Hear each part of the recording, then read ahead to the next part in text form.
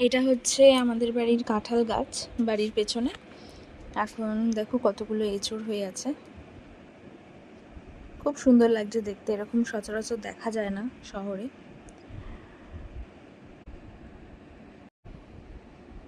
এই দেখো কতগুলো হয়েছে, কি সুন্দর লাগছে তাই না? আমার তো ভীষণ ভালো লাগে কাঁঠাল খেতে, অনেকের ভালো লাগে না। আমার এঁচড়ও ভালো লাগে, কাঁঠালও ভালো লাগে। খুব সুন্দর লাগছে গাছটা দেখতে, কতগুলো ফল হয়েছে, দারুণ। চলো তোমাদের বাড়ির পেছনটা একটুখানি দেখাই। আচ্ছা, এইখান দিয়ে দেখা যাচ্ছে সমস্ত গাছ।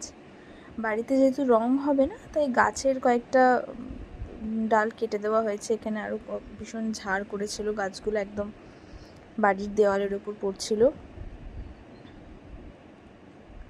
এই দেখে নাও, এখানে সজনে না ঠিক নাজনে গাছ ছিল, তো ডাঁটাগুলো পেরে নেওয়া হয়েছে। কয়েকটা ডাঁটা ওদিকে ঝুলছে, দেখতে পাচ্ছ কিনা জানি না।